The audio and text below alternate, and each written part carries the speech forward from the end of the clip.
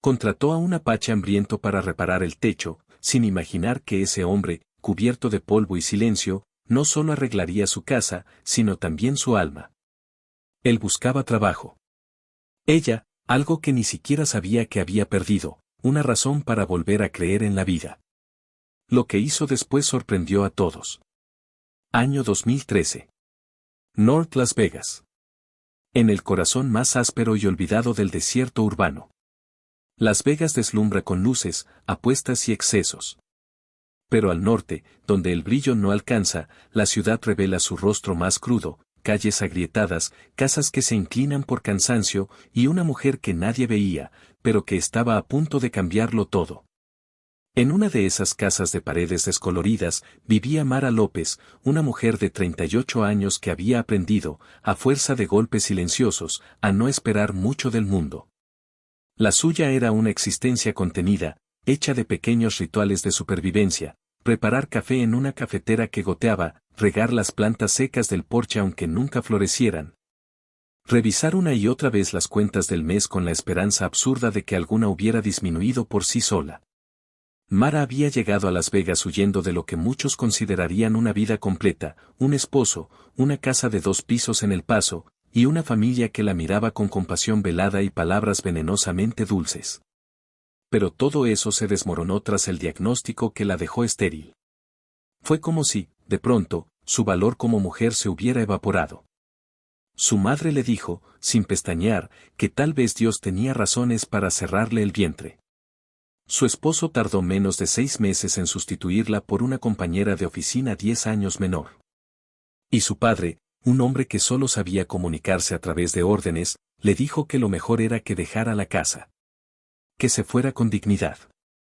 Que no arrastrara más vergüenza al apellido. Así que se fue. Con una maleta vieja, una colección de silencios profundos y una rabia que aún no sabía cómo usar. Durante los primeros años en North Las Vegas, apenas hablaba con nadie. Aceptó un empleo mal pagado en una tienda de empeño donde cada objeto empeñado era también una historia rota.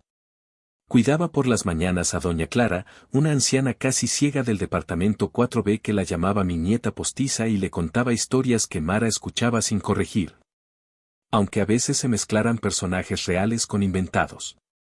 Todo cambió en noviembre de 2013.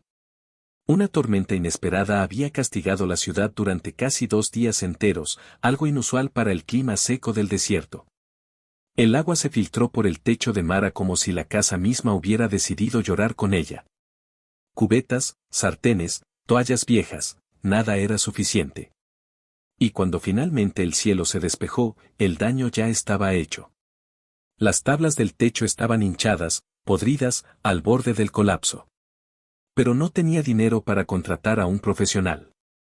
Y tampoco orgullo suficiente para pedir ayuda.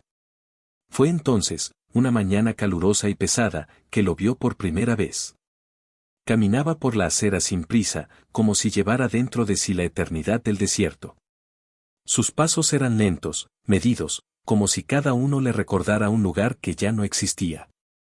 Tenía la piel curtida por el sol, el cabello largo y trenzado como el de los guerreros antiguos, y los ojos, los ojos. Eran profundos y oscuros como pozos sin fondo, y reflejaban un cansancio que no venía solo del cuerpo, sino de la historia misma. Llevaba una mochila pequeña a la espalda, una camisa raída, jeans deshilachados por las rodillas, y en las manos, polvo. Mucho polvo. Como si no solo viniera de lejos, sino también desde hace mucho tiempo. Mara, sin entender muy bien por qué lo hacía, lo llamó desde el porche. «Oiga, ¿está buscando trabajo?» El hombre se detuvo. No levantó de inmediato la cabeza. Tardó unos segundos en responder, como si estuviera decidiendo si ella era real o una ilusión del calor. Cuando finalmente la miró, su voz fue tan seca como la tierra bajo sus pies.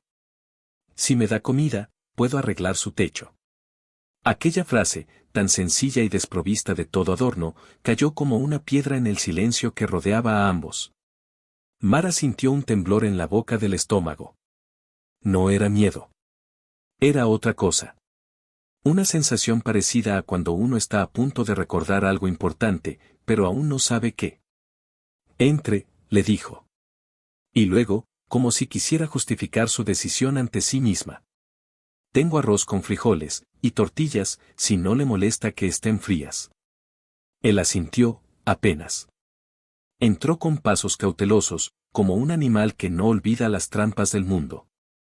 Se sentó en la silla más cercana a la cocina, no tocó nada, no preguntó nada. Solo esperó. Mara le sirvió el plato sin ceremonia. Lo vio comer en silencio. No era voracidad. Era agradecimiento. Cada bocado parecía parte de un ritual antiguo, como si la comida fuera algo sagrado. Después, sin decir palabra, se levantó, salió por la puerta trasera, y tomó una escalera que llevaba meses oxidándose junto al cobertizo. Subió al techo como si lo conociera de toda la vida. Pasaron horas. El sol se desplazó lentamente sobre la casa. El hombre no volvió a entrar. Trabajó en silencio, con movimientos precisos, como si estuviera devolviendo el aliento a una criatura moribunda.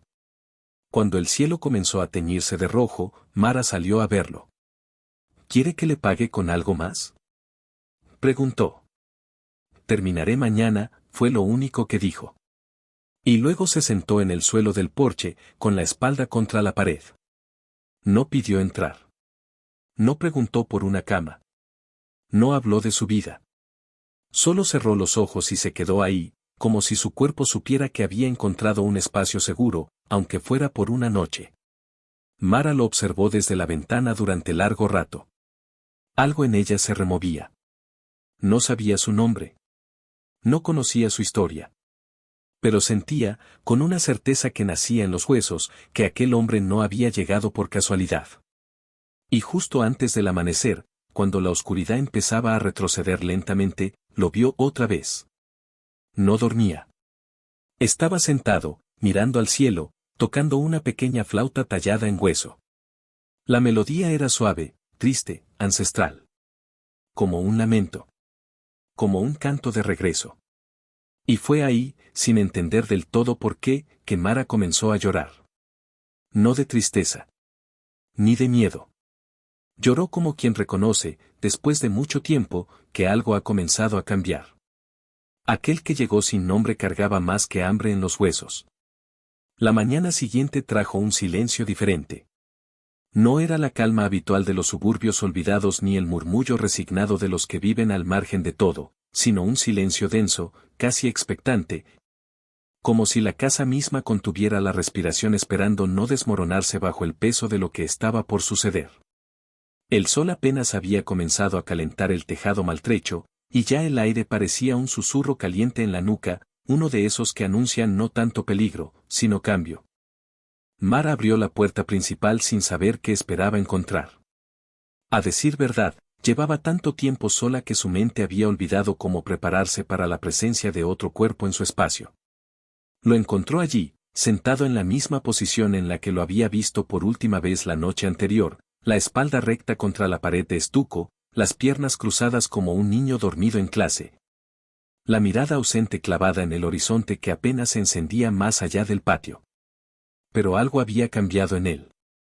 En la quietud de su cuerpo había una tensión contenida, como si toda su vida estuviera apretada entre los omóplatos, esperando el momento justo para desplegarse. Ella dudó un instante antes de hablar. Y no porque tuviera miedo, sino porque intuyó que interrumpir ese momento sería casi como gritar dentro de una iglesia vacía. Sin embargo, él notó su presencia antes de que ella pronunciara palabra. Giró la cabeza lentamente, sin apuro ni sorpresa, como si la hubiera sentido desde mucho antes. ¿Hay más frijoles?, preguntó con esa voz áspera que parecía lija contra madera vieja. Mara asintió, con una pequeña sonrisa contenida, y le hizo una seña para que entrara. Mientras calentaba lo poco que quedaba de la comida del día anterior, no pudo evitar observarlo con más detenimiento. Sus manos eran grandes, fuertes, marcadas por cicatrices antiguas y callos tan gruesos que parecían haber tocado fuego. Llevaba una pulsera de cuero deshilachada en la muñeca izquierda, atada con un nudo simple, como si fuera un recuerdo que no se atrevía a soltar. Había algo en su forma de moverse que no era doméstico, pero tampoco salvaje. Era otra cosa. Era ritual. Mientras comía, Él no dijo una palabra. Y ella no le preguntó nada. Había en su presencia algo que imponía respeto sin violencia, como si estuviera hecho de un tiempo más lento, uno que no necesitaba explicarse. Cuando terminó, se limpió la boca con el dorso de la mano y, sin mirarla directamente, murmuró: «Me llamo Elías». Fue todo. Un nombre lanzado al aire como una cuerda que no exigía ser tomada. Un hombre que no buscaba simpatía ni conversación, sino simplemente existir entre los dos como una verdad mínima pero suficiente. ¿Eres de aquí?, preguntó ella, después de un silencio largo. Él negó con la cabeza. Vengo del este, de donde ya no queda nada. Ella no insistió. Aprendió, a lo largo de los años, que algunas historias necesitan tiempo para ser contadas y que otras jamás lo serán, porque su peso solo se entiende al llevarlas, no al narrarlas. Y entonces sucedió algo que la descolocó por completo. Elías se levantó, tomó el plato sucio y lo lavó en el fregadero sin decir nada. Lo hizo como si esa fuera su casa, como si lavar un plato fuera una ceremonia íntima y silenciosa que merecía respeto. Mara sintió que el aire dentro de la cocina cambiaba de temperatura, como si cada uno de sus movimientos reordenara la energía del espacio. Aquel día trabajó sobre el techo hasta bien entrada la tarde. Desde la cocina, ella lo escuchaba martillar, raspar, ajustar tablones, como si reparara no solo la estructura de la casa, sino algo más profundo, algo que ni ella misma sabía que necesitaba arreglarse. Pasadas las 5, mientras el cielo comenzaba a teñirse de naranja, Elías bajó de la escalera, cubierto de polvo, con un hilo de sangre seca en el antebrazo y un clavo atravesado en el bolsillo trasero del pantalón. «Mañana estará listo», dijo. «¿Quieres quedarte a dormir adentro esta vez? Tengo un sillón viejo que no rechina demasiado». Él la miró, como si no entendiera la pregunta. Luego bajó la cabeza con un leve asentimiento. No dijo gracias. No lo necesitaba. Esa noche, Mara le ofreció una manta gris y una taza de té. Él aceptó lo primero. Lo segundo lo dejó sobre la mesa sin tocar. Cuando ella se fue a la cama, dejó la puerta entreabierta, por si algo, cualquier cosa, requería atención. Pero Elías no hizo ruido. Ni sus pasos, ni su respiración. Era como si supiera ocupar el espacio sin invadirlo. Mara no pudo dormir bien. No por desconfianza, sino porque había algo en esa presencia inesperada que removía lugares dentro de ella que llevaba demasiado tiempo enterrados. No era romanticismo. No era deseo. Era otra cosa, más primitiva, más esencial, la sensación de que algo en su vida, algo que llevaba años deshilachándose en silencio, estaba, poco a poco, comenzando a tejerse otra vez. Antes de cerrar los ojos por fin, se permitió una pregunta que no se atrevía a formular en voz alta: ¿qué clase de historia había comenzado sin que ella lo supiera y hasta dónde podía llegar? Lo que Mara no sabía aún, lo que nadie en esa calle olvidada por el gobierno, por los bancos y por Dios podía imaginar, era que aquel hombre al que había dejado entrar por una combinación extraña de necesidad y presentimiento, no solo venía con una historia a cuestas. Venía con 3 vidas. 3 nombres. 3 ausencias. Y estaban a punto de cruzar la puerta. El tercer día amaneció con un cielo encapotado que no llegaba a romper en lluvia, como si el clima mismo se resistiera a tocar la tierra con nuevas heridas. Elías se había levantado antes que Mara, aunque ella jamás lo escuchó moverse. Cuando entró a la cocina, lo encontró sentado en el suelo, con la espalda apoyada contra el refrigerador, tallando con calma la madera de lo que parecía un trozo de rama recogido del patio trasero. La pequeña navaja que usaba se deslizaba con precisión casi ritual, quitando virutas delgadas como piel vieja, y en su rostro había una concentración profunda, ancestral, que solo se ve en quienes están acostumbrados a hacer de cada gesto una oración muda. Mara no dijo nada al principio. Le preparó café, aunque sabía que él no lo bebía, y luego se sentó al otro lado de la pequeña mesa, observándolo trabajar con la silenciosa admiración que uno reserva para los árboles que siguen en pie después de muchas tormentas. Le llamó la atención que Elías, por primera vez desde que llegó, llevaba colgado al cuello un pequeño colgante de piedra con forma de media luna. Era rústico, sin brillo ni adorno, pero tenía la fuerza simbólica de los objetos que sobreviven al paso de muchas manos. Ella no preguntó qué significaba. Él no lo ofreció. El techo fue terminado ese mismo día. Lo hizo sin ayuda, con materiales reciclados, con herramientas prestadas y una paciencia que parecía extraída de otro siglo. Cuando bajó por última vez, se limpió las manos en los pantalones y le dijo a Mara, con voz neutra y sin sombra de dramatismo, que el trabajo estaba hecho. Podía irse si así lo deseaba.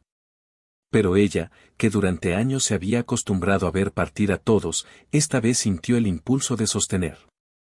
No de retener por necesidad, ni por miedo, ni por carencia, sino porque algo en ella, algo que no sabía nombrar aún, reconocía que la presencia de aquel hombre era más que una solución a su techo agrietado. Era un eco. Era semilla. Era historia. Si quieres quedarte unos días más, no me molestaría, dijo ella, fingiendo una naturalidad que no sentía. Podrías ayudarme con otras reparaciones. Y, hay espacio. Elías la miró con la misma calma con la que contemplaba la madera en sus manos. No asintió, no sonrió. Simplemente se quedó allí, de pie frente a ella, como si estuviera esperando algo más que una invitación.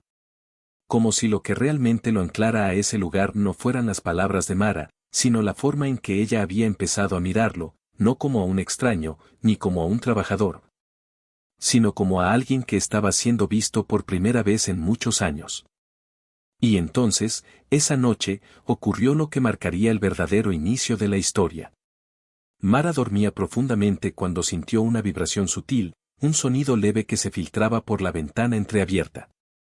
Tardó unos segundos en darse cuenta de que no era parte de un sueño. Se levantó, caminó descalza hasta el porche, y lo vio.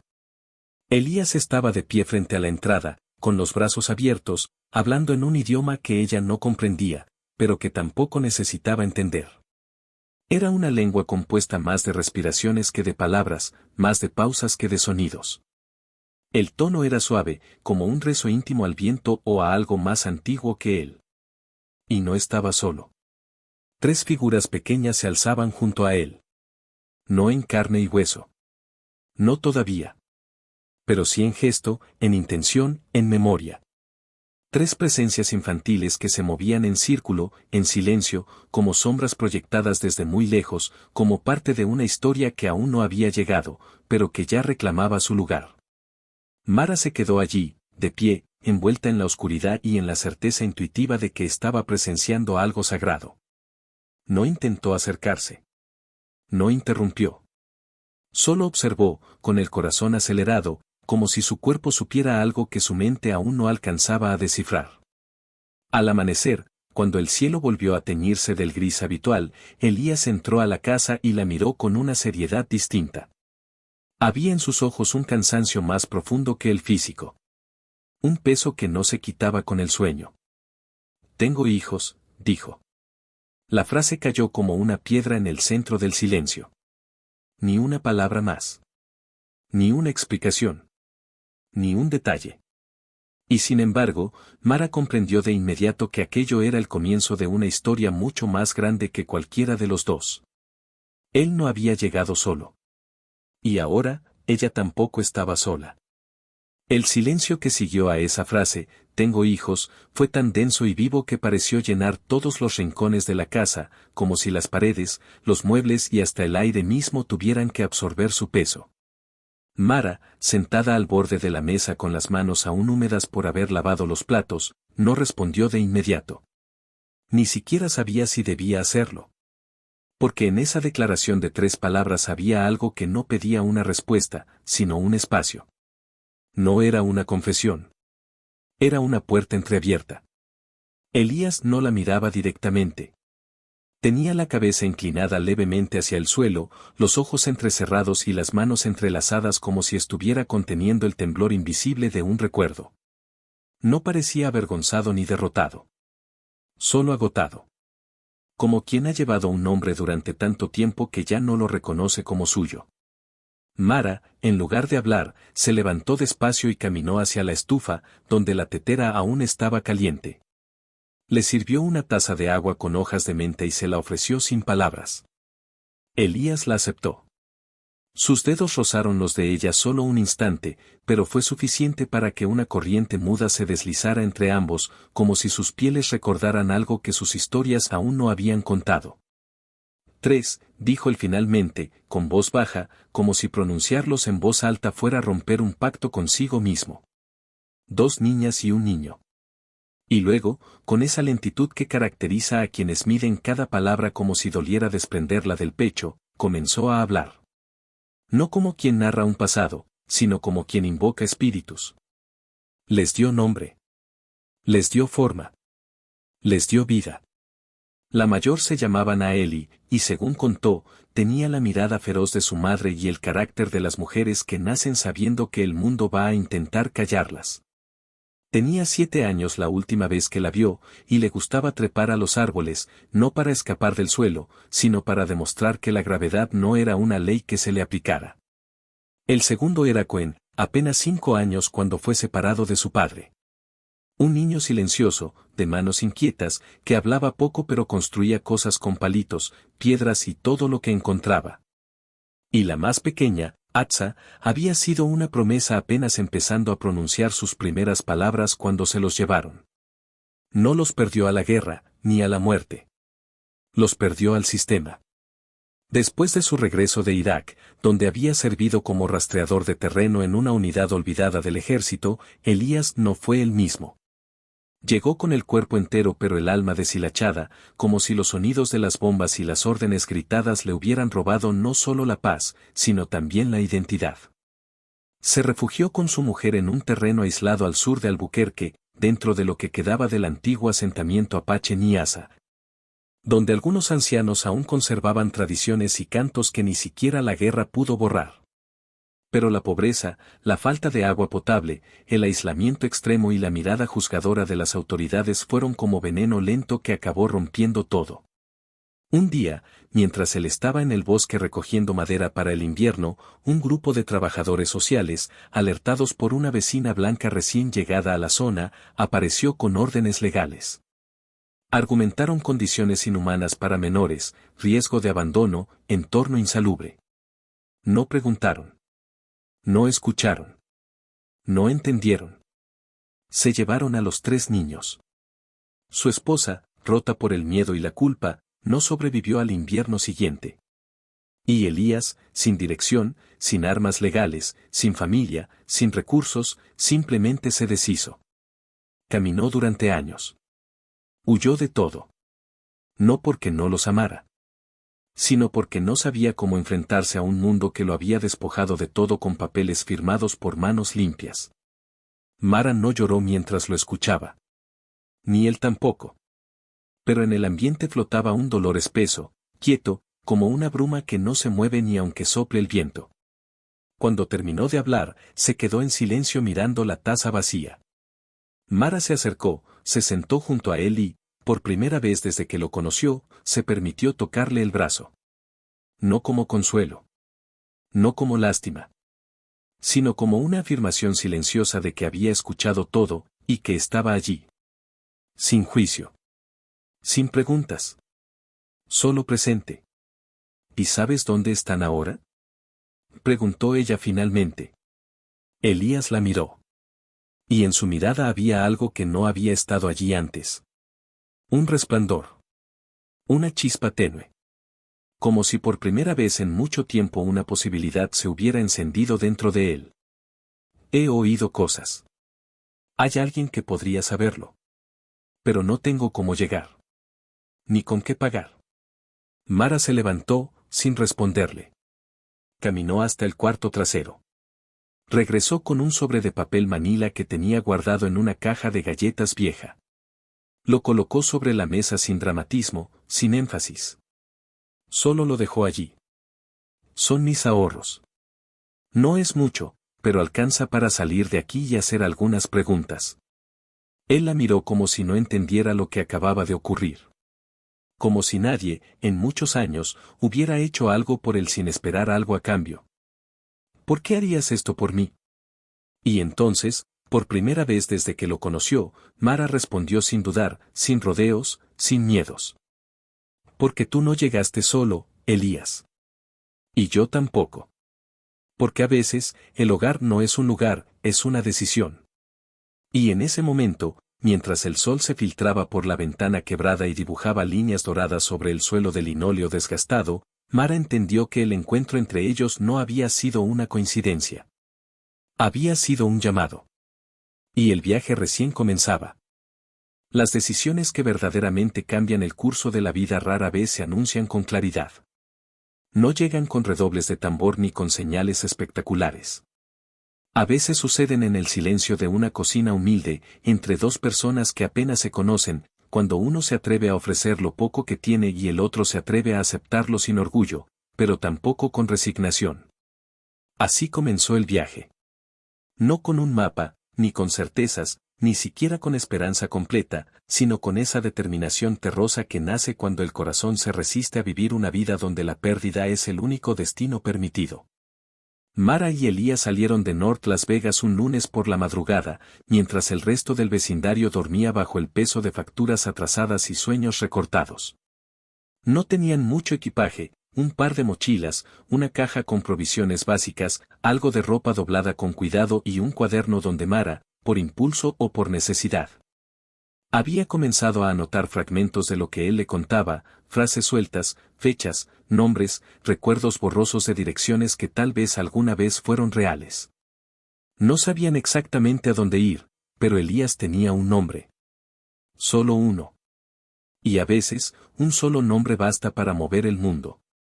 Ese nombre era Wade Laughlin, un antiguo trabajador social del estado de Nuevo México, quien, según contaban otros padres despojados de sus hijos por los mecanismos lentos y fríos del sistema, solía anotar cosas que no debía anotar y hacer preguntas que no debía hacer. Wade había sido retirado del cargo en el año 2009 por inconducta profesional, lo que en el lenguaje burocrático significa muchas cosas, pero usualmente quiere decir una sola. Que se atrevió a ver humanidad donde le pedían que viera cifras. Se decía que vivía ahora en un pequeño pueblo cerca de Santa Fe, cultivando chiles en una parcela alquilada y recibiendo cartas que no respondía. Con ese hilo frágil como única guía, atravesaron el desierto durante 3 días. Elías conducía una vieja camioneta que Mara había comprado en efectivo hacía años y que, a pesar de su edad y sus ruidos sospechosos, parecía resistirse a morir. Como si entendiera que aún le quedaba una última misión por cumplir. El aire acondicionado no funcionaba, así que bajaban las ventanillas y dejaban que el viento seco del suroeste les pegara en la cara como si quisiera borrarles la historia a fuerza de arena. Durante el viaje, hablaban poco. No por incomodidad, sino por respeto. Era como si cada uno estuviera lidiando con sus propios fantasmas y no quisiera invadir el espacio del otro sin permiso. Mara, por momentos, observaba el perfil de Elías mientras manejaba. Había en su rostro una firmeza que no era agresiva, pero sí inquebrantable. Como si en su interior hubiera una brújula que, a pesar de los años y las pérdidas, seguía apuntando con obstinación hacia aquello que le había sido arrebatado. En una parada, en algún punto entre Flagstaff y Gallup, se detuvieron en una gasolinera donde el cartel del precio del combustible estaba roto y los baños cerrados con cadenas. Un anciano navajo, que vendía joyería artesanal sobre una manta polvorienta, los observó desde lejos mientras Elías revisaba el motor de la camioneta. Cuando Mara se le acercó por cortesía y comenzó a mirar los collares, él le dijo algo que la hizo estremecer. No es él quien busca a sus hijos. Son los hijos quienes lo están llamando de vuelta. Mara no supo cómo responder. El hombre no explicó nada más. Le entregó un pequeño colgante de piedra en forma de espiral, sin pedir dinero a cambio, y regresó a su asiento bajo la sombra de un toldo improvisado. Ella guardó el colgante en el bolsillo sin decirle nada a Elías. Algunas cosas se entienden más tarde. Algunas señales se reconocen solo cuando ya se está preparado para hacerlo. Al 4.º día de viaje, llegaron finalmente al pueblo donde se decía que Wade Laughlin vivía ahora. No era más que un grupo disperso de casas bajas, algunas prefabricadas, otras de adobe resquebrajado, rodeadas por campos de cultivo que parecían luchar por sobrevivir bajo un sol que no perdonaba. Elías bajó de la camioneta sin decir una palabra y caminó con paso firme hacia la casa indicada por una mujer que vendía tortillas caseras al borde del camino. Mara lo siguió, sintiendo que algo grande, estaba por revelarse. Tocaron la puerta. Una vez. Dos. Nadie respondió. Elías estaba por girarse cuando la puerta se abrió lentamente, dejando ver a un hombre de barba blanca, piel curtida, ojos pequeños y hundidos, que los observó con el cansancio de quien ya no espera nada bueno de nadie. Pero cuando vio a Elías, no frunció el ceño. No preguntó quién era. No cerró la puerta. Simplemente dijo: «Te estaba esperando». Y Mara, que hasta ese momento había mantenido la compostura de quien está prestando ayuda y no buscándola para sí misma, sintió como su garganta se cerraba poco a poco. Como si todas las emociones contenidas en ese viaje hubieran encontrado, finalmente, una grieta por donde colarse. «Pasen», dijo Wade. «Hay cosas que necesitan escuchar. Y no serán fáciles». El salón de aquella casa olía a tabaco viejo, tierra húmeda y papel envejecido. Las paredes estaban cubiertas de carpetas polvorientas, recortes de periódico, documentos sin archivar. En una mesa había fotos en blanco y negro de niños de distintas edades. Algunas de ellas con fechas escritas a mano. Otras con marcas de bolígrafo señalando rostros. Wade se sentó sin apuro, como quien sabe que una historia difícil no se puede contar de pie. Sus manos temblaban un poco, pero no por miedo. Era otra cosa. Era memoria. Y cuando comenzó a hablar, lo hizo como quien lleva años esperando que alguien, por fin, le permita sacar esa verdad de su pecho sin ser callado. Lo que Mara y Elías estaban a punto de escuchar cambiaría para siempre el rumbo del viaje. Porque los hijos de Elías no estaban tan lejos como pensaban. Ni tan perdidos. Wade se tomó su tiempo antes de hablar.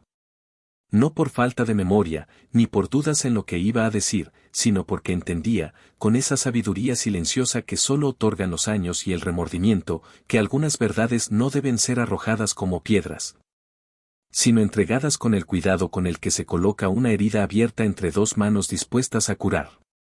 Sus ojos, hundidos y húmedos, no se apartaron del rostro de Elías, como si buscara en sus gestos el consentimiento invisible para comenzar a abrir la historia que había guardado durante tanto tiempo. Incluso a costa de sí mismo.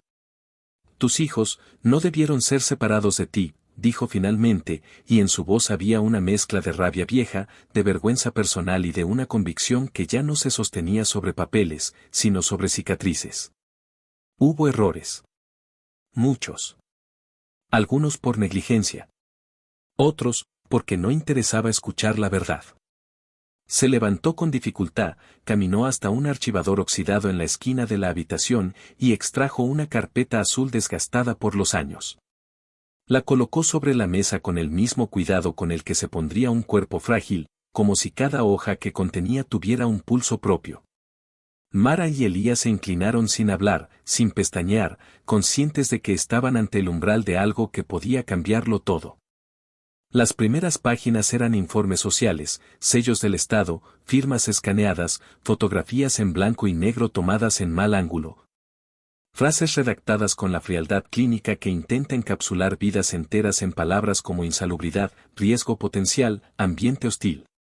Pero debajo de esas hojas, cuidadosamente ocultas entre formularios oficiales, había algo más. Cartas. Dibujos. Notas escritas con lápices de colores, firmadas con letra infantil, con nombres que Elías pronunció apenas las vio, como si el sonido hubiera permanecido intacto en su boca a pesar de los años de silencio. «Papá», decía una de ellas, escrita por Naeli en una hoja arrancada de un cuaderno escolar. «Quiero irme contigo. Mamá llora de noche. Cohen no habla. Atsa solo duerme». Mara sintió que el corazón se le encogía con violencia. Había leído muchos documentos en su vida. Había llenado formularios, solicitado créditos, firmado contratos de arrendamiento, pero nunca una hoja le había dolido tanto como esa.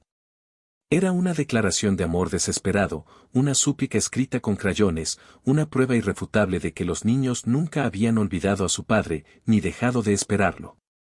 Yo intenté hablar, continuó Wade, con la voz quebrada, sin buscar excusas. Pero el sistema es una bestia sin oídos. Cuando hablas más de la cuenta, te cambian de oficina. Cuando sigues insistiendo, te echan. Yo ya estaba viejo, cansado. Y ellos ya habían sido ubicados.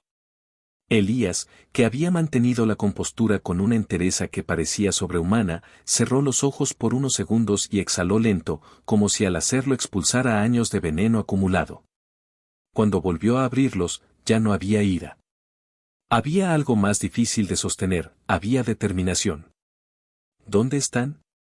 Wade se sentó de nuevo, tomó un cuaderno viejo, desgastado en los bordes, y lo abrió en una página marcada con una cinta roja. Ahí, escrito con una caligrafía minúscula, estaba lo que nadie más había querido conservar: direcciones. Nombres de familias adoptivas. Fechas de traslado. Comentarios sueltos sobre comportamiento. Estaban fragmentados, dispersos en distintas zonas, como si hubieran querido evitar que se reencontraran alguna vez. Atza fue dada en adopción a una pareja en Santa Fe.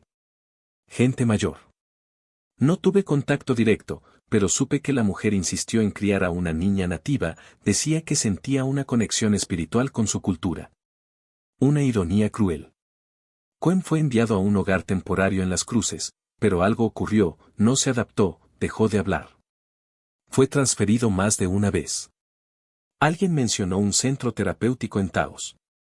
Inaeli, la mayor, fue declarada no apta para adopción estable y enviada a un internado del estado en Albuquerque. La última vez que pregunté, había desaparecido del registro. Literalmente. Como si nunca hubiera estado ahí. Elías no dijo nada. No preguntó más. Solo estiró la mano, tomó el cuaderno con una lentitud reverente y lo guardó en su mochila. Mara sintió un escalofrío recorrerle la columna. Porque había visto muchos hombres rendirse. Había conocido a otros que huían apenas se complicaban las cosas.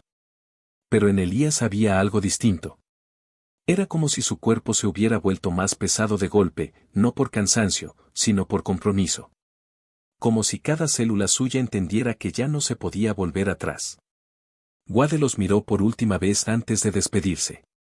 No les pidió nada. No les ofreció milagros. Solo les dijo algo que quedó flotando en el aire como un presagio. Los hijos no siempre regresan por el camino que uno espera. Pero si caminan, es porque alguien los está llamando. Salieron de esa casa sin decir palabra. El sol ya caía, bañando los campos secos en un tono dorado que parecía más fuego que luz. Subieron a la camioneta. No planearon nada en voz alta. No discutieron rutas. No organizaron horarios. Solo se miraron. Y entendieron. Ahora sabían dónde buscar. Y esa certeza era suficiente para encender la próxima hoguera. Cuando dejaron atrás el pequeño pueblo donde Wade Laughlin les había confiado los últimos rastros escritos de los niños, lo hicieron sin dramatismo, sin despedidas extendidas ni gestos simbólicos. No hubo abrazos, ni promesas, ni frases altisonantes. Solo el sonido del motor viejo encendiéndose de nuevo, como una criatura renuente que comprendía que aún le quedaban caminos por andar. Elías no miró hacia atrás. Mara tampoco. No por frialdad ni desapego, sino porque ambos entendían, con esa lucidez que llega después de la desilusión y el renacimiento, que cuando una verdad se ha dicho, mirar atrás solo sirve para encender sombras. El primer destino era Santa Fe. Según Wade, la más pequeña de los tres, Atza, había sido adoptada por una pareja mayor, de mediana posición económica, que vivía a las afueras de la ciudad. En una propiedad rodeada de árboles de nuez y vallas de madera blanca. El relato sonaba casi esperanzador, como un fragmento de una postal de vida tranquila, pero ni Elías ni Mara se permitieron imaginar finales felices prematuros. Ambos sabían que la historia nunca era tan simple. Ni los papeles decían toda la verdad, ni el sistema, por mucho que intentara justificarse, era un lugar diseñado para proteger almas delicadas. Durante el trayecto, que duró cerca de 6 horas por carreteras secundarias, no hablaron mucho, pero tampoco se sumieron en un silencio muerto. Se intercambiaban frases suaves, observaciones del camino, pequeños recuerdos que aparecían como luces tenues en medio de la niebla del pensamiento. Mara, por primera vez en mucho tiempo, sintió que estaba participando de algo que le daba sentido no solo a sus días, sino también a sus heridas. Había en ese viaje algo profundamente reparador, como si el acto de buscar a los hijos de otro la hiciera también madre en otra forma, una forma que no necesitaba partos ni apellidos, solo presencia, decisión y compasión. Llegaron a la propiedad cerca del atardecer. El cielo estaba teñido de un naranja espeso, como si el sol mismo estuviera cayendo con lentitud sobre los campos que rodeaban la casa. La cerca blanca tenía grietas, señal de que el mantenimiento no era tan prolijo como lo había sido en el pasado. El jardín delantero estaba limpio, pero sin flores. Había algo silencioso, casi demasiado ordenado, como si el tiempo pasara allí sin dejar huella, pero tampoco permitiera crecimiento. Elías bajó primero. Caminó hasta el porche de madera que crujía bajo sus pasos y golpeó la puerta con los nudillos, sin fuerza, sin ansiedad. Una mujer de rostro arrugado y cabello recogido en un moño apretado abrió con gesto contenido. Vestía un delantal viejo sobre un vestido beige y tenía la expresión de alguien que ha aprendido a no confiar demasiado en los desconocidos, pero que aún conserva una cortesía intacta. Sí. Elías no sonrió. No pidió permiso. No se presentó con formalidades vacías. Vengo por Atza. La mujer se quedó en silencio. No por sorpresa, sino por reconocimiento. Sus ojos bajaron instintivamente hacia el colgante que Elías llevaba al cuello, el de piedra oscura en forma de media luna, el mismo que Atza había tenido en miniatura cuando fue llevada de su hogar. Lo reconoció. Mara, parada unos pasos atrás, sintió el cambio de atmósfera como un viento invisible, algo acababa de romperse en la rigidez de aquella mujer, algo que no se vio, pero se sintió. Está en casa. Pero, no sé si lo recuerda, dijo con voz más baja, casi avergonzada de lo que estaba a punto de confesar. Llegó aquí con 3 años. Nunca volvió a hablar de ustedes. No preguntó por su origen. Solo, siguió creciendo. Mara quiso intervenir, suavizar la tensión, pero supo que no debía. Ese momento pertenecía solo a Elías. La mujer se apartó de la puerta. Él entró con pasos lentos, casi reverentes. La casa era pequeña por dentro, con muebles de madera clara y olor a lavanda artificial. En el salón, una niña de unos 11 años leía en el suelo, con las piernas cruzadas y el cabello largo y lacio cayendo sobre los hombros. Tenía una serenidad en la postura que contrastaba con su edad. No era una niña nerviosa ni inquieta, sino más bien alguien acostumbrada a estar sola sin sentirse abandonada. Elías no dijo nada. No se precipitó. Solo la observó. Respiró hondo. La llamó por su nombre. Atza. La niña levantó la cabeza. Lo miró sin expresión. No reconoció el rostro, pero algo en ella pareció detenerse. Un parpadeo más lento. Un pestañeo como quien intenta enfocar no una imagen, sino una emoción. No dijo papá. No se levantó corriendo. Pero tampoco se alejó. Lo miró. Y eso fue suficiente. Porque en esa mirada, sin palabras ni gestos aprendidos, estaba la semilla intacta de una conexión que ningún sistema había logrado arrancar por completo. Pasaron algunos minutos en silencio. Luego, Atza se levantó, caminó hacia él y se detuvo a un paso de distancia. No lo abrazó. Pero le tocó la mano. Un toque leve, breve, tímido. Y luego volvió a su lugar. No habló.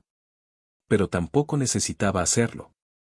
El vínculo, aunque tenue, había resistido. La mujer adoptiva, observando todo desde una distancia prudente, asintió con lágrimas contenidas. Comprendía, aunque doliera. Si quiere llevársela, no voy a impedirlo. Nunca quise retenerla.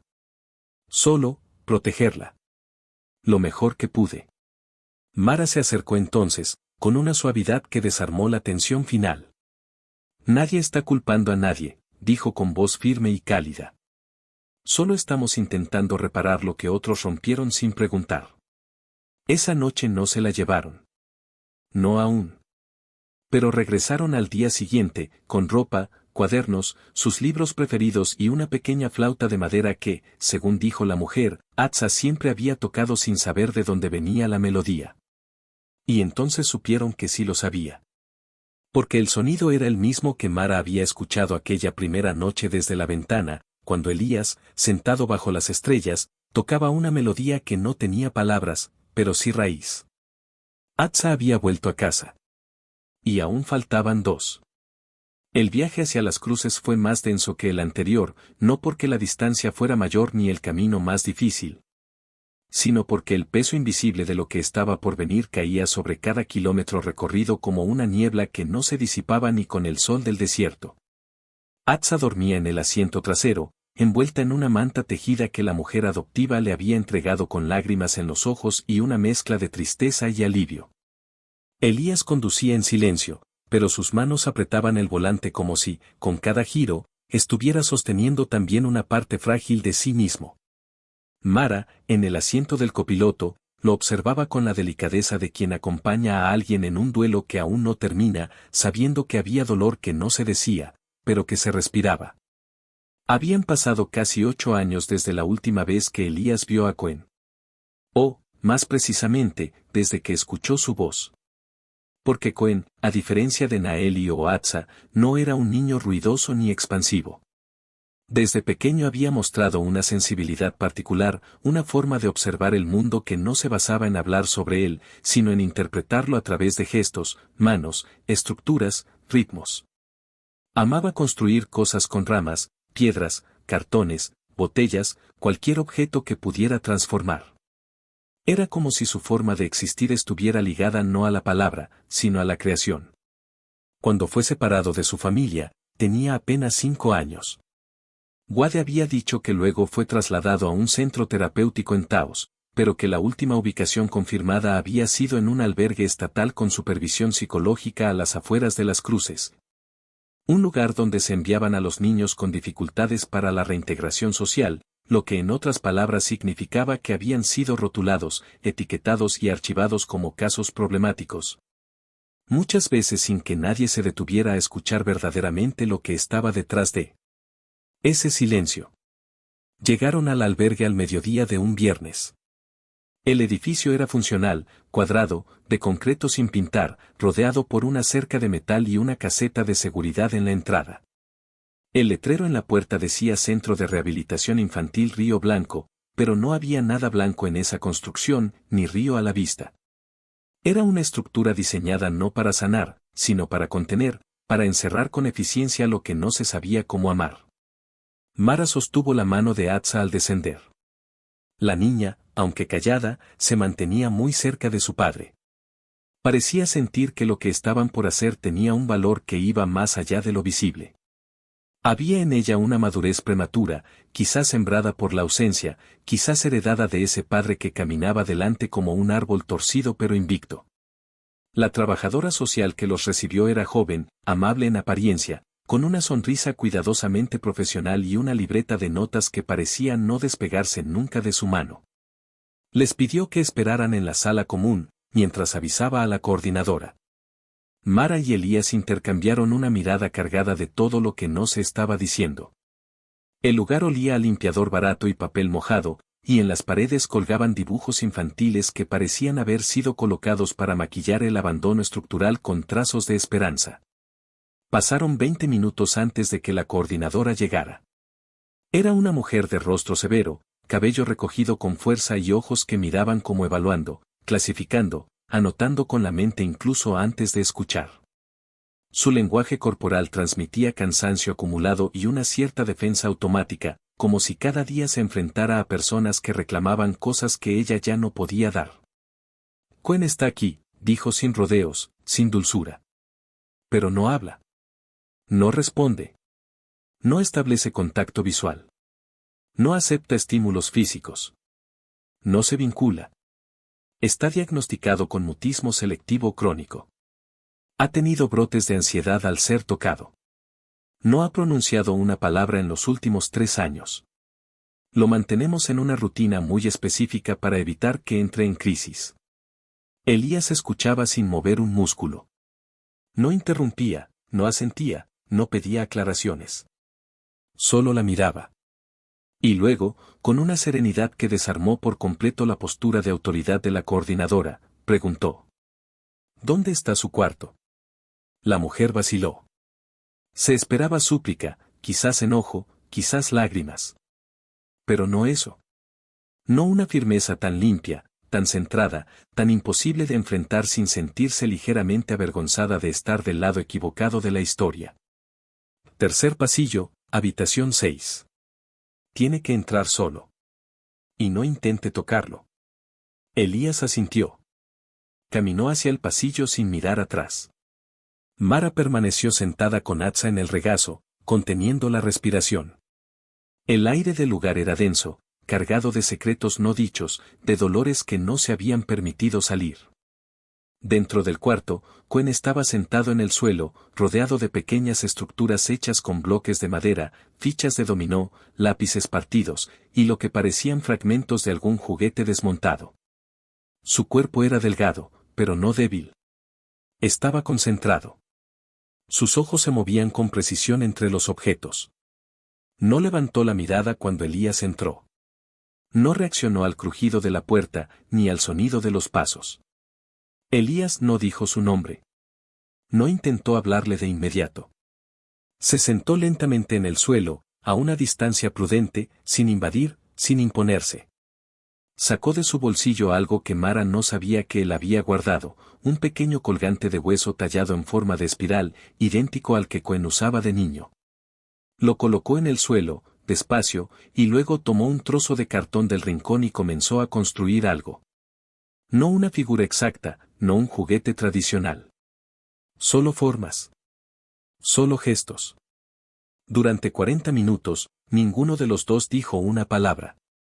Pero cuando Quen, con una lentitud casi imperceptible, giró la cabeza y colocó una ficha de dominó junto al cartón de su padre, el universo se inclinó levemente hacia la redención.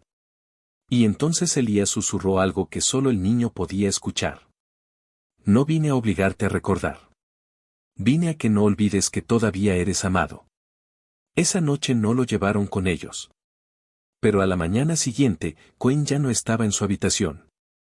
Estaba sentado en la puerta del albergue, con el colgante en la mano y la mirada fija en la camioneta vieja que lo había venido a buscar.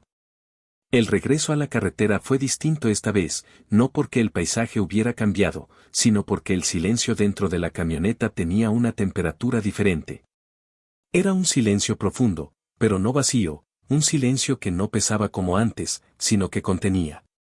Atza dormía con la cabeza apoyada en el regazo de Mara, que acariciaba su cabello con la suavidad de una madre que no necesita haber parido para saber lo que significa cuidar. Quen, en el asiento trasero, mantenía la mirada perdida en el paisaje que se deslizaba por la ventana, pero había en su postura una presencia nueva, como si algo dentro de él, algo que llevaba años acorralado por el miedo, comenzara lentamente a desenrollarse. Elías no había dicho palabra desde que partieron del albergue en Las Cruces, pero su cuerpo hablaba en otra lengua, la de los hombros que ya no cargaban solo derrota. La del cuello que giraba de vez en cuando para revisar si los niños estaban bien, la de las manos que, aunque firmes en el volante, temblaban apenas cuando pensaba que aún faltaba una. Naeli. La hija mayor. La primera. La voz fuerte. La mirada desafiante.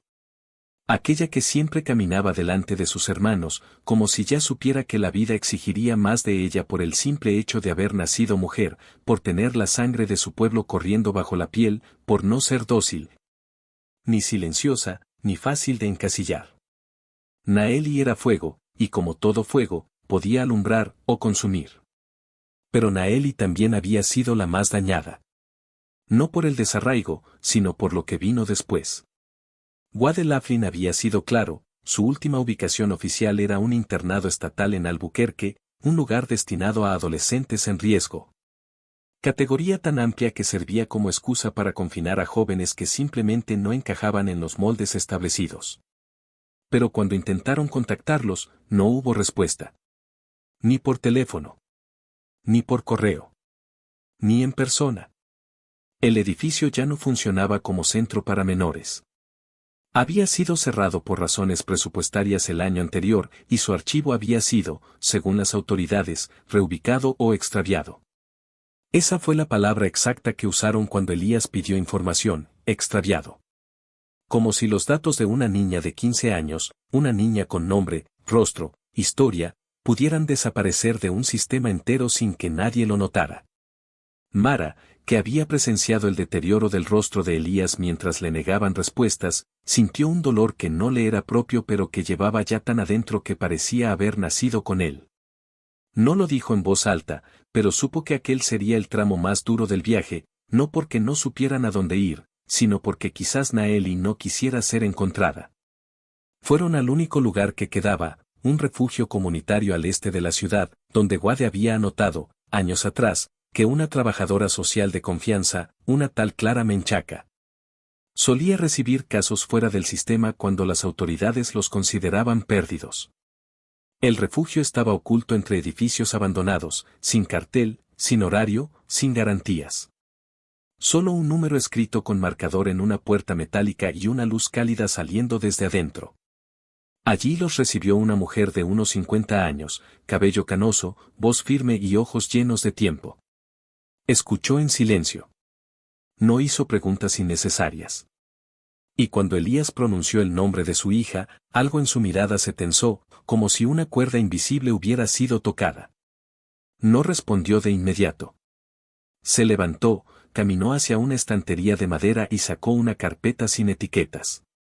La abrió. La hojeó. Y luego habló. Estuvo aquí. Elías no respiró. Llegó hace casi 2 años, con 16, sola, sin documentos, sin explicaciones. Se presentó con otro nombre. No hablaba casi nada. Pero sus ojos, no he olvidado sus ojos. Mara sintió que su cuerpo se inclinaba hacia adelante como si el suelo tirara de ella. ¿Dónde está ahora? La mujer tardó. La pausa era una grieta que dolía. Se fue por voluntad propia hace 6 meses. No dijo a dónde iba. Solo que no podía quedarse. Que no era justo para los demás. Que su rabia era demasiado grande. Elías cerró los ojos. El silencio que lo envolvió esta vez no era resignación. Era algo más antiguo. Más primitivo. Era la contención de una furia que no se dirigía a nadie en particular, pero que abarcaba todo, el sistema, el país, la historia, los siglos de despojo. La mujer, conmovida por lo que veía en él, se acercó. Le entregó un pequeño cuaderno azul. Lo dejó en su cama. No sé si pensaba volver por él. Léelo. Tal vez ahí encuentres lo que estás buscando. Esa noche durmieron en la camioneta, estacionada junto a un campo abierto a las afueras de la ciudad. Atza abrazaba a Quen. Mara apoyaba la cabeza en el hombro de Elías. Y él leía, a la luz tenue de una linterna, las páginas de un cuaderno escrito con tinta despareja y letra insegura. Eran pensamientos sueltos, frases rotas, dibujos de fuego, nombres tachados, palabras inventadas. Pero entre todo eso, había una línea que brillaba como una antorcha encendida en medio de la oscuridad. Si alguna vez me buscan, no vengan a rescatarme. Vengan a recordarme que no nací para desaparecer. Esa frase no trajo alivio. Pero sí una dirección. Elías levantó la vista, con la mirada encendida. Sé dónde está. Y en su voz no había esperanza. Había certeza. La madrugada era espesa, inmóvil, cargada de esa tensión sutil que antecede al momento en que algo irremediablemente importante está por suceder. El viento apenas se movía en las afueras de Gayub, donde la tierra rojiza se abría como una lengua herida entre colinas bajas. Y las estructuras abandonadas de lo que alguna vez fue una estación de tren se alzaban como esqueletos torcidos contra el cielo aún sin luz. Elías detuvo la camioneta sin decir nada, apagó el motor y bajó en silencio. Sabía que ella estaba allí. No porque la hubiera visto, ni porque alguien se lo hubiera dicho, sino porque esa frase escrita en el cuaderno, no nací para desaparecer, era un grito, un rastro. Una brújula apuntando con fuerza hacia la única dirección en la que alguien que aún guardaba fuego en el pecho podía ir a arder sin ser consumido. Mara y los niños no preguntaron. Atsa, aunque pequeña, había aprendido a leer los silencios de su padre, y Cohen, que ya no hablaba, se expresaba con la claridad de quien ya no necesitaba palabras para comprender. Todos bajaron juntos. El aire olía a óxido, a tierra dormida y a humo viejo. No había nadie a la vista, pero el lugar parecía vivo, como si la soledad misma se hubiera vuelto una presencia atenta. Cruzaron la verja caída y caminaron por el andén agrietado, rodeado de maleza seca y carteles de advertencia corroídos por la lluvia. En un rincón, bajo una estructura metálica colapsada, había un refugio improvisado, lonas negras sujetadas con sogas, algunas cajas amontonadas, un brasero apagado y, sobre una piedra, una figura sentada, inmóvil, con los brazos alrededor de las rodillas y el rostro oculto tras una capucha. No necesitó verla para saberlo. Era Naeli. Elías no corrió hacia ella. No gritó su nombre. No intentó romper la distancia con el ímpetu de un reencuentro de película. Solo se detuvo a unos pasos, inhaló profundo y habló con la voz más honda que jamás había usado. No vine a salvarte. Vine a sentarme contigo si estás cansada. Ella no se movió. El silencio se extendió, tenso, largo, como una cuerda que apenas resistía la presión del peso colgando. Luego, muy lentamente, la figura se incorporó, bajó la capucha, y reveló un rostro más envejecido de lo que correspondía a sus 17 años. Con los ojos hundidos de quien ha caminado mucho sin dirección y ha dormido bajo demasiados techos ajenos. Pero en esos ojos aún brillaba algo. Algo que el abandono no había logrado apagar. Cuando Naeli lo miró, fue como si siglos se comprimieran en un instante. No hubo reproches. No hubo preguntas. Solo una respiración agitada, un temblor en los labios, y un paso hacia adelante. Luego otro. Hasta que se detuvo frente a él, tan cerca que podían escucharse los latidos. Elías levantó una mano despacio, ofreciéndola, sin tocar. Esperó. Y entonces, sin más, Naeli se dejó caer contra su pecho. El abrazo no fue limpio, ni coordinado, ni bello. Fue torpe, tembloroso, desesperado. Fue un abrazo de años acumulados, de rabia silenciada, de ternura suspendida, de vacío llenándose a toda velocidad. Elías cerró los ojos y la sostuvo, no como quien recupera algo perdido, sino como quien sostiene una llama para que no se apague nunca más. Atsa y Cohen se acercaron lentamente. No dijeron nada.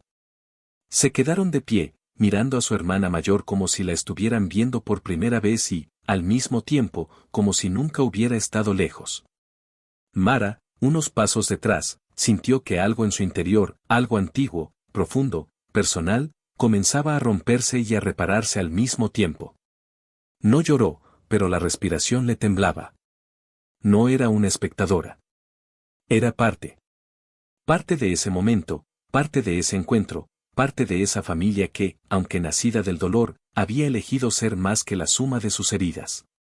Naeli habló por primera vez, con la voz cascada de quien ha gritado en silencio durante mucho tiempo. Pensé que no ibas a venir nunca. Y Elías, con la frente apoyada contra su cabello, le susurró. Siempre supe que ibas a esperarme. Esa noche no regresaron a la ciudad. Encendieron un fuego allí mismo, frente al andén. No había camas, ni mantas, ni comodidades. Solo ellos, el cielo lleno de estrellas que parecía inclinarse para observarlos, y el sonido del viento que, por primera vez, no era un murmullo de advertencia, sino una canción de bienvenida. Atsa tocó la flauta. Cohen construyó un pequeño tótem con piedras y ramas. Naeli se recostó en el regazo de su padre y cerró los ojos, como si por fin pudiera dormir sin estar en guardia. Mara se sentó junto a Elías, con las piernas estiradas hacia el fuego, sintiendo el calor subir por su piel como si la tierra misma la estuviera bendiciendo. Elías la miró, sin palabras, y en sus ojos había gratitud, pero también algo más hondo. Un reconocimiento. Un pacto. Ella no era la mujer que lo contrató para reparar el techo. Era la grieta por donde la luz había entrado cuando todo estaba oscuro. Y mientras las brasas ardían suaves, mientras el cielo permanecía abierto, mientras el silencio se volvía sagrado, Mara comprendió que no había nacido para tener hijos, sino para encontrarlos. Y que a veces, la familia no se hereda. Se elige. Se construye. Se recoge pedazo a pedazo de entre las ruinas. Cuando amaneció, el sol no se alzó de golpe. Se deslizó lentamente por el horizonte como si supiera que no hacía falta anunciar nada.